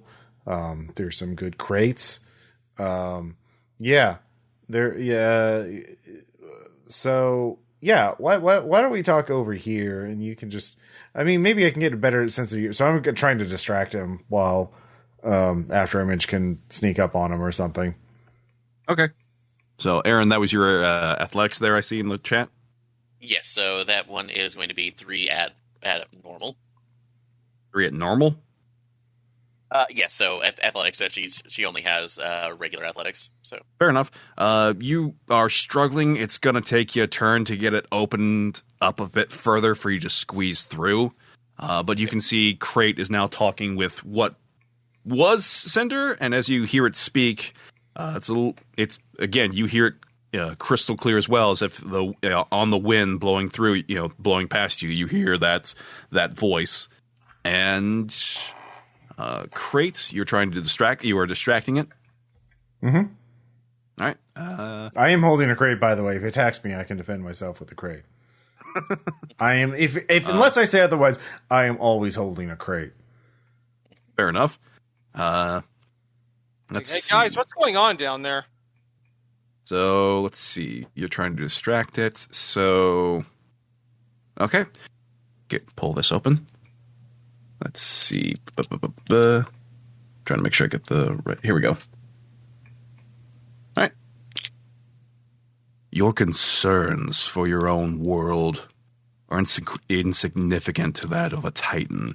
We ruled before you. We governed before your feeble feet touched this world. We will do so again, and you will listen to us. Going to roll intimidation against your crate. Didn't roll too well, so I'm going to spend one of its fate points. Oh no. My God. Masteries of the Old. Oh no. And that's a lot better. It's going to get a intimidation of 4 ascendants. All right. Let's see, 4 ascendant. Okay, so that is 3 tiers. 2 tiers above mine. I have resolve at extraordinary. So let's see here. Oh, well, that's good. So 4. All right, so I got a 3, and I have armor 1 composure, so I take 4 composure stress. So oof. Well, I'm still up. I actually have 4 things of it. Well, I have 4 dots, so I feel on my 4 dot. So that's spooky, but I'm not knocked out. And I'm like, oh no. It's like failing my all-time, my personal, it's like failing Games Done Quick live in front of a huge studio audience. Ah! Spooky. I'm gonna throw a crate at him. All right, go ahead. Yep. Let's see. What is that? Send in the art of crate combat. Shoot plus unusual. Okay. There's going to be 3 superhuman. 3 superhuman. And it ignores cover, but he doesn't have cover, so yeah. Let's see. It's using its powers through Cinder, but it doesn't have the physical means, so it's going to have to use the local area. So it doesn't get this. So minus the EF there. All right. You said it was superhuman 3? Yeah. Oh, actually, I have willpower on Zen in the art of crate combat. Okay. Ooh. Well, that means I would have rolled a lot better. So that would have been like a 5 superhuman. So he still would have won because he has a higher tier, but I would have only taken 1 composure instead of 4. So go ahead and swap it then. All right. I mean, all I have to do. Yeah. I just have to roll better or you worse. Yeah. It could happen. Mm-hmm. Anyways, does 3 superhuman do anything to it?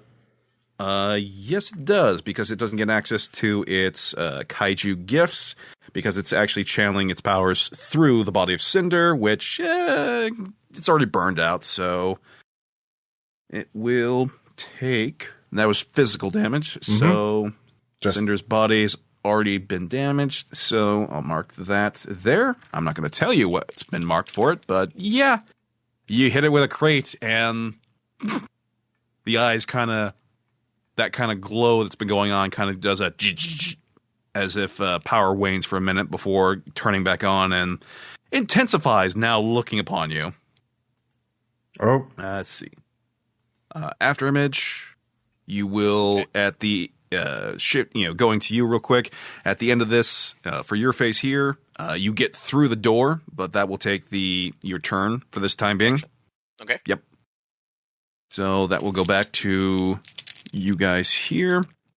So we'll start with Leon, who will, for this one, activate a physical shot. Whoop.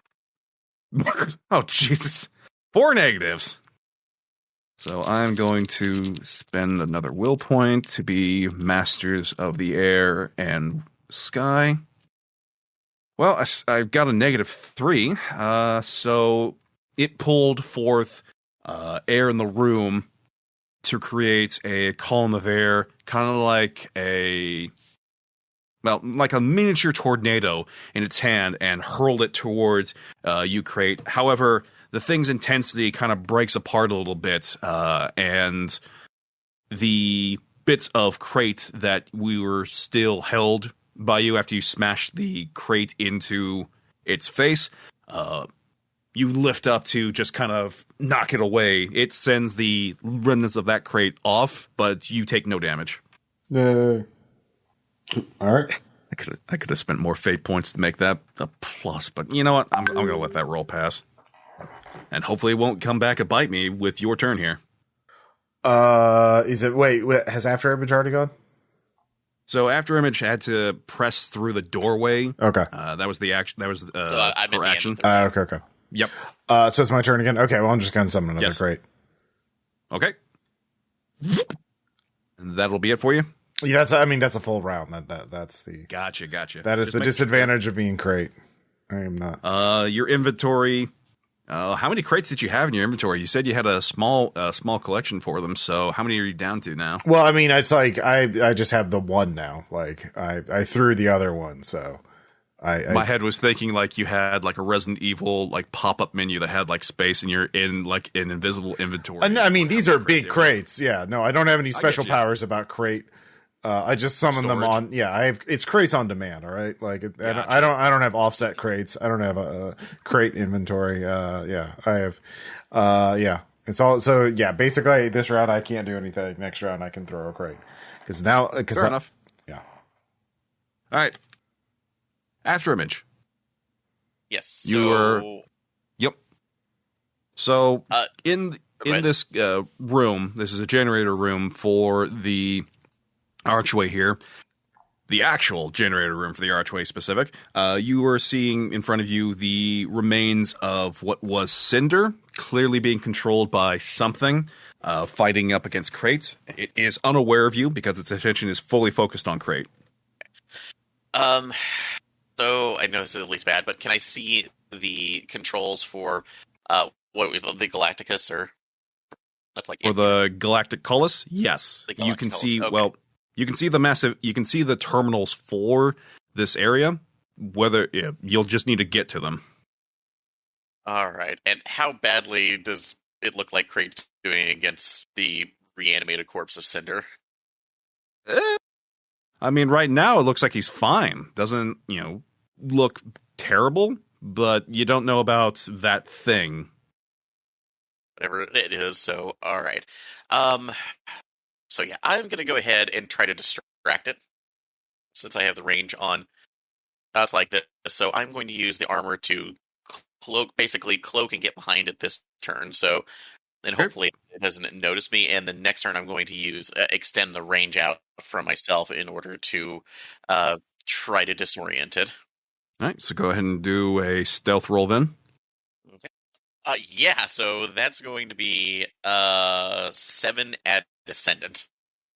7 at Ascendant. All right, because it's going to be an active thing, I'll see if this thing notes you. 2 negatives, a positive, and a blank. So -1. With your 7, no, it's not going to notice you. Yeah. I literally disappear from reality. All right, so you begin moving about. And from you, we go back to Tempest.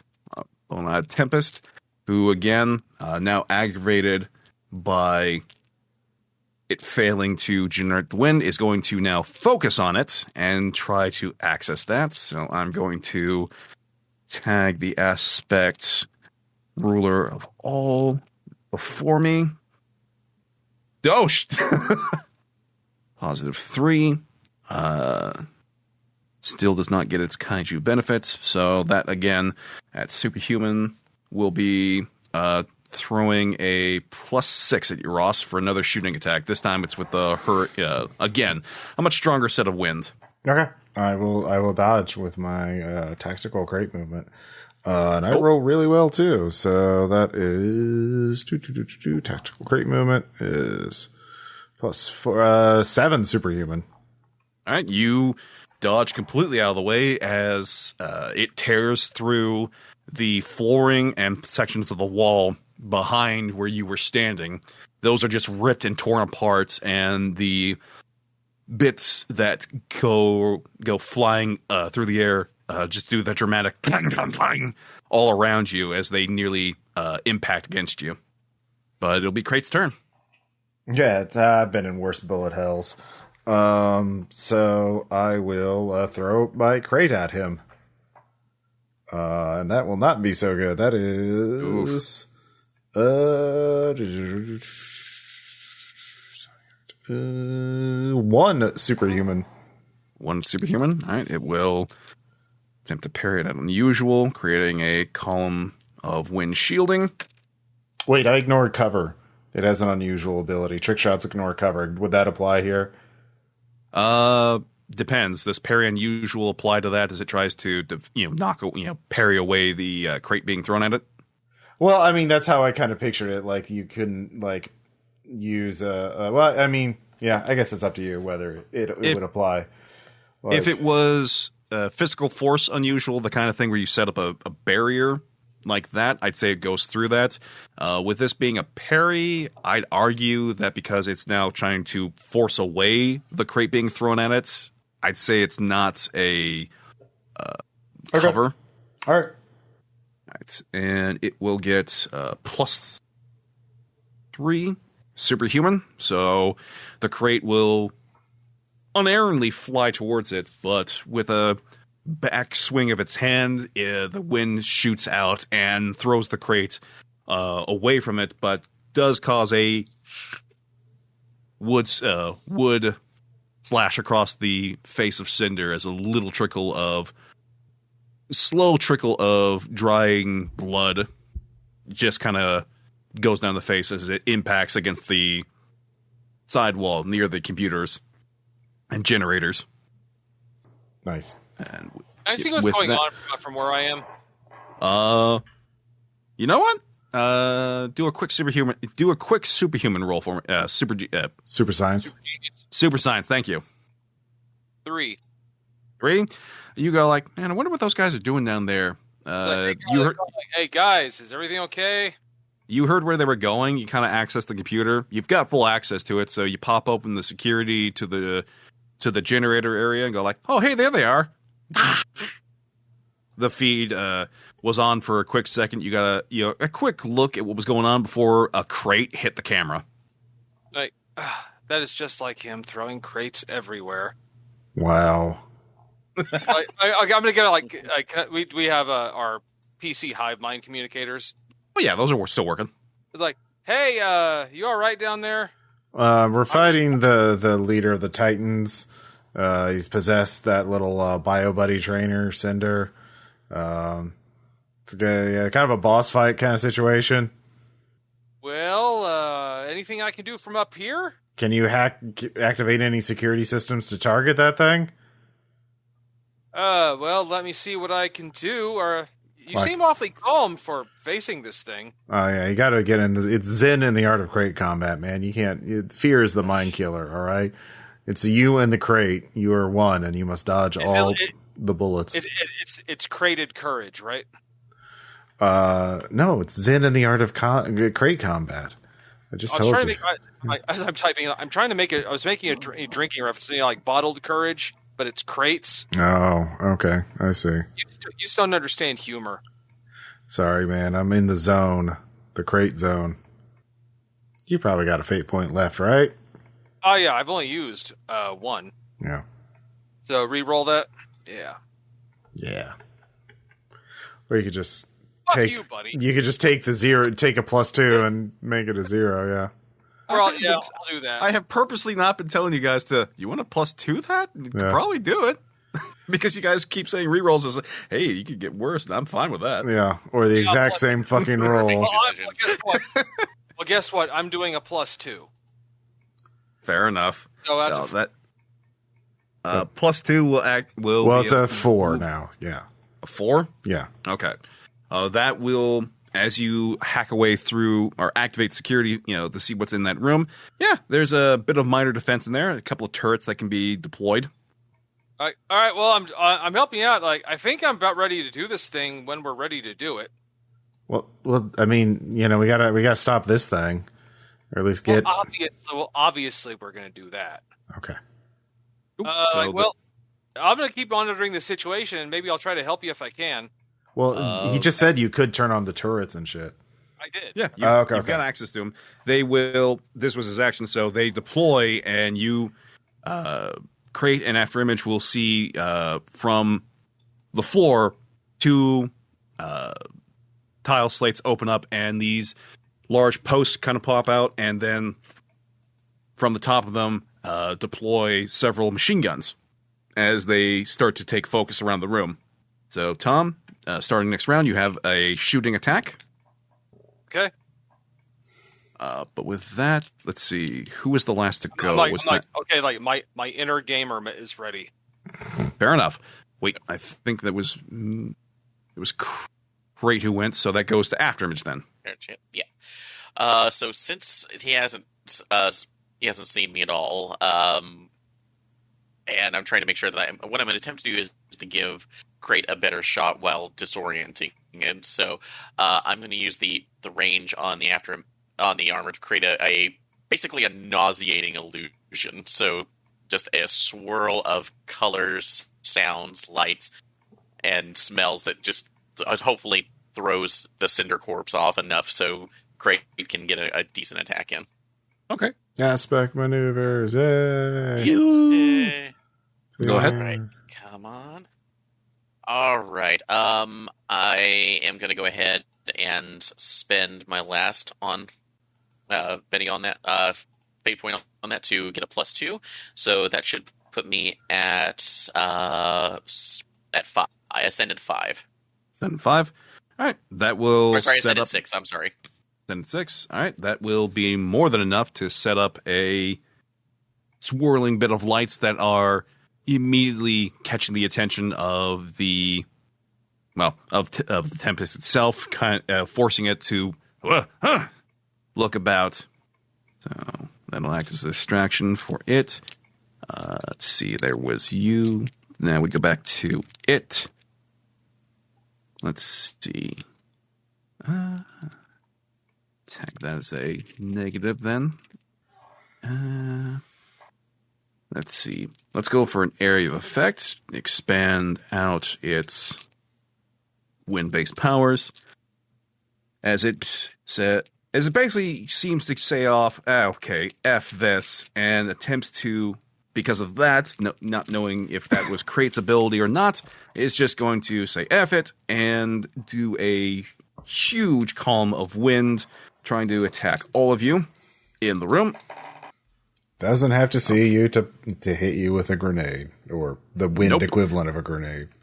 Let's see here. It's double negative and 2 positive, so it's a 0. Give it ascendant.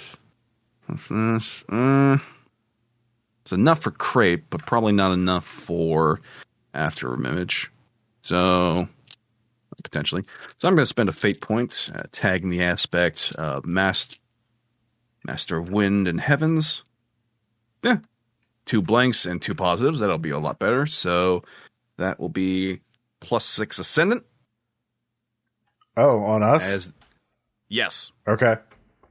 So it's even with the negatives that I'm putting in for. Oh, sorry, my bad.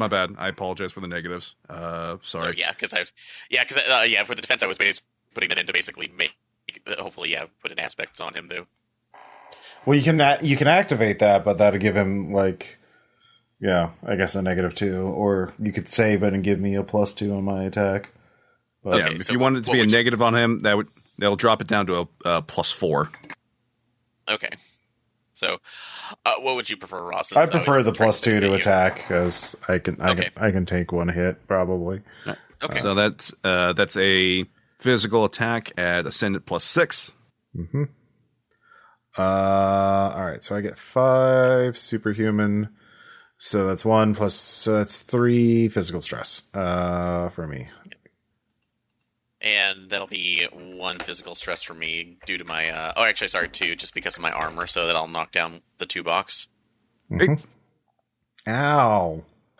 Whatever you're gonna do, please do it now. All right, I throw a crate at him with an additional +2. So let's see here. That is going to be 2, 4 plus 3, 7 superhuman. 7 superhuman? Mm-hmm. Okay. I'm going to see how it does. Try to use its defense. Still doesn't have access to its kaiju-based abilities, so that's 0 human. So, yeah, it's not going to be able to defend against that, so Krait is super effective. Yay! Let's see here. So, yeah, the Krait impacts striking at the center body of what was once Cinder, the greatest Bio Buddy trainer ever. As you see the impact tear through it, much like Goku going through King Piccolo, a massive gout of wind erupts through the room. You are all kind of, say for you, Foot High, you watch as the feeds from the turrets freak the F out as the body of Cinder erupts both in wind and psionic energy and just goes, oh! You're all unfazed, but yeah, it's enough to throw you to the ground. But you are safe, and the last thing that you see is this little bing, bing, bing, little badge drop on the ground. It says number 1. The little emblem, little thing, a little fire emblem on it. For the Duke, a number 1. I immediately grab it. A collectible! Limping off to the side right now, like, oh god, so, alright. Where is the damn control? Achievement unlocked. I'll think of the name in a minute, but yeah, you guys have access to the room now. Titan puppet defeated. Tom, it's at that time too. You get the link opens up with Flexopolis replying, "Yo, bro, my fists are doing fine. I'm punching down this thing, but it turned into rocks. That thing's getting really close now." From where you are in the station there, Tom, you see the storm, where it was kind of slowly moving towards you, has now all of a sudden is like a fist coming right at your face.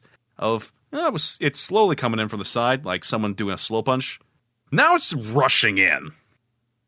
Is this thing ready to go, or what? Well, we pan over to Afterimage and Crate. You guys are in the generator room, so who wants to do some hacking? Or at least some terminal work? I guess I can do that. Can I, or my spice on for security? Yep. All right. Not my normal system. Sorry. Hey! Oh, holy crap. So that's going to be 6 at Extraordinary. 6 at Extraordinary? Oh. Mm-hmm. You enter in one of the low-end override codes that the Ideal had that you've learned. They work well enough against the smaller stuff and small bases, but since those started drying up, not a whole lot to do. You give that a try here, and you've got access. Oh, will you please change your passwords on Pan-Galactic? That's like multiversal gateways. All right. As you say that, there's a quick cutaway back to that day. You think it's a good idea we keep the same password going into everything, even this transdimensional gate that could rip open a space into, the void of space? Nah, man. Who's gonna think that we're put all the passwords in for our low end stuff and this? Who would think that? Pan back to you guys.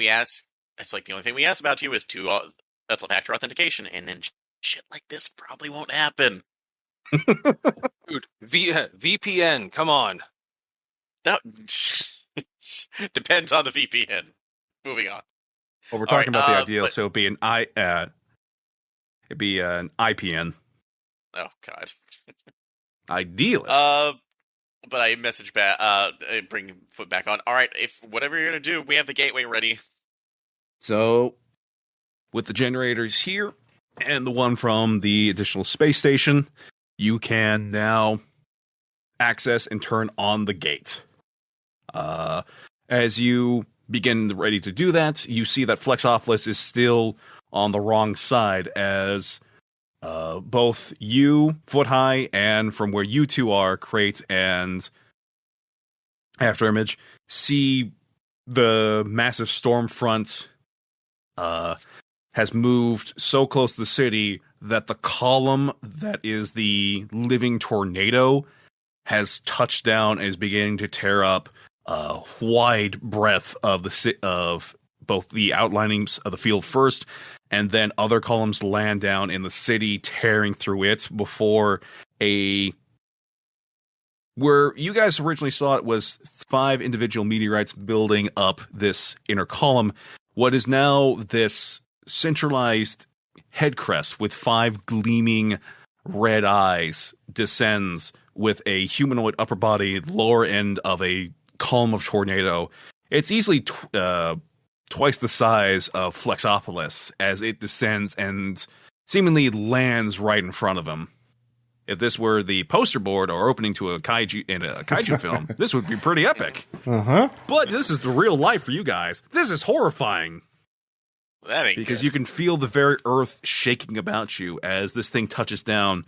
Not only does the columns again push harder, but you start to see fissures in the ground and lava beginning to erupt. That's what's up above you. Power is good to go. So, yeah, Push the what button. Do you want to do? Push the button. Push the button. Fire. The button. Pushing the button now. Is it a big? Tell me it's a big red button. Oh yeah, for Afterimage, it's a big red button. Okay.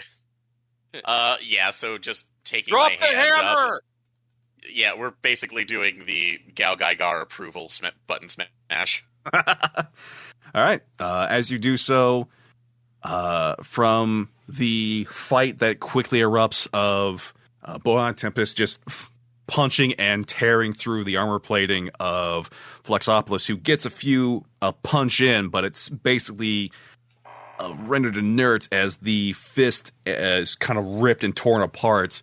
Of the gate that is the archway, the galactic cullis, begins to open as the shimmering clear view from the west side looking east side of it begins to just disappear, ascending up the crack of it. All of a sudden, the black starry void of space appears, and then everything in front starts to get rapidly pulled in as more and more of the cullis is pulled away and opens. The pull of outer space, the endless vacuum, starts to just pull at St. Louis. Excuse me. Somebody really needs to push that thing in there now. And you see, as it's fully opened, the entirety of that side of St. Louis begins to be pulled in. Every bit of debris, everything that was still roughly holding together begins to be sucked in. Anybody still on that side, unfortunately enough, is being sucked through as well. The creature itself, Tempest, begins to, try to pull away, but itself is also caught. And Flexopolis reaches up and somehow starts to grabs onto what is, oddly enough, a physical grip on physical aspect of the creature itself before pulling at it. And Foot High, you get a message: "Bros, this is it for me. Do one last thing for Flexopolis. Flex for me." Crate will flex. I flex immediately. I flex, picking up the heaviest crate I can summon. I summon 2 crates, 1 in each arm. Flex with them. After Image puts out one arm, although you can't really see biceps through the armor, but at least doing that. Strangely enough, feeling the power of your flexes gives Flexopolis the might to reach up and grab onto the stone that is the being that is Boron Tempest. You hear this unearthly howl upon the wind as this before it and Flexopolis are pulled through the gate itself and are gone. The storm begins to dissipate from where you see, Tom. Yeah, it's gone. Flex is gone. Shut it down, shut it down, shut it down, shut it down. All right, you start shutting it down, and it's not shutting down. Oh, God. Okay. That's like, this happened. Foot? Can I disconnect the power from up here? Give me a super science roll. That's a 6. You take a look through the machinery. The readouts are giving you, even if you cut power, you're going to, cut off the power from here, and it just goes from the generators down there. The gate itself is, unfortunately, it's not looking good. They, as you are reading here, the idiots basically had set it up to where, while it was, at least from their understanding, from the one in space, since it's open and creating fission, some sort of element that your enhanced brain will be able to read. It's basically acting as kind of like a micro generator in itself, basically forcing the gate to keep open. Turning over to look back over to Crate. Yeah. What's up? I really don't know many of them. It's like many things about video games and logic right now. Mm-hmm. Is there anything that you can think of that would create, I don't know, a load-bearing problem? Basically, a load-bearing point. If we destroy it, the whole thing collapses in on itself. Oh, yeah. See if we can collapse the gate in onto itself, let it swallow itself whole, and maybe that burns it out. Yeah, we could. Yeah, well, I don't know if something like that. If I can find it in a crate, then we could use that. But it sounds like it's going to be bigger than the crate. But oh wait, you know what? I bet I could find the schematics for this place that'll show where that is in a crate. Good enough. All right, I'm going to summon a crate and punch it open and pull out the schematics for the gate that have personalized highlights showing where to shoot, where to attack in case you need to do just what After Image said. Yeah, that thing. All right. Yeah. You find the designer's notes by some hero who designed it, and it's very clear and written not in technical terms, but okay, just in case someone actually does this and this happens, remember very clearly to shut it off without causing a backflow issue, without you having to bring down the Relisher space station thing, low orbit thing, onto it to destroy it. Here's what you got to do. You need to access the panel up along the dish of the ring and turn it to positive suck. That will be able to shut down the horizon and close the gate. Now you got to climb up there or fly up there. Now granted, if it's stuck on, as it continues going on and on, basically saying you've got 3 minutes to get up there and activate it before the thing starts to speed run. A speed run. Tactical crate movement. I'm just it looks really weird as I'm just glitching, like crouch walking, my just flickering at 120 frames per second. Yeah, a really good frame rate's essential for this kind of advanced crate movement. Just me holding onto that crate as we glide up the arch, so I can hit the positive suck button. We need more positive suck in the world, turns out. All right. Tactical crate movements. Go ahead and I want to see you roll for this. I actually just rolled a second ago. Oh, okay. Yeah. So wow. Oh wow. So that's a 6 because that's total superhuman. Right. As Crate is screaming, it's the last end of any Metroid game where you got to do a fast run to get out of the space station before it blows up. Mm-hmm. As time is just kind of ticking away. All of a sudden, Crate, as you've read the book, all of a sudden that countdown speed timer's there, and just like and you within a minute 4 get up there and access the panel. Great, I hit the positive suck button. All right, as soon as you do, the gate begins to shift and turn. Half of it starts to turn in on itself, and from those on the other side, watch as it suddenly begins to spin in on itself, turning and turning and turning and turning until finally it begins to shrink and eat itself until it becomes this sphere of dark energy. At least it looks like that before gone. Woo! World record, personal best. You get to enter your initials? Yeah, on the leaderboard. Wait, Foot High Science Guy, do you have a time machine that can go back like a minute and 5 seconds? I think I can beat that. Now that I know. No. What? Well, I'm sure I might be able to whip something up. In No. 2 hours. What? I think I can get under a minute. I don't. No. This is technically a world record. No one is ever going to be able to match this. Stop. Well, we run the danger of there being an asterisk next to the high score. God. I will strangle you. I'm in space. You can't strangle me right now. I think he was talking about I me. will I think find a way. Well, I mean, it's still a world record because no one else can attempt. Because No. Thank you. Yeah, but I still think I can get my PB better. That means personal best. I always be improving. Exactly. But if you don't have the time machine ready, I guess it's fine. I guess. And as the heroes argue back and forth about potentially resetting to get a better score for the world record, we pull away from the destruction of the gates, away from the remnants of, what remains still of the west side of St. Louis, and we go back to Gajiyuri's. He's just sitting on top of the giant ketchup bottle and going like, "Oh, that looked like a lot of fun."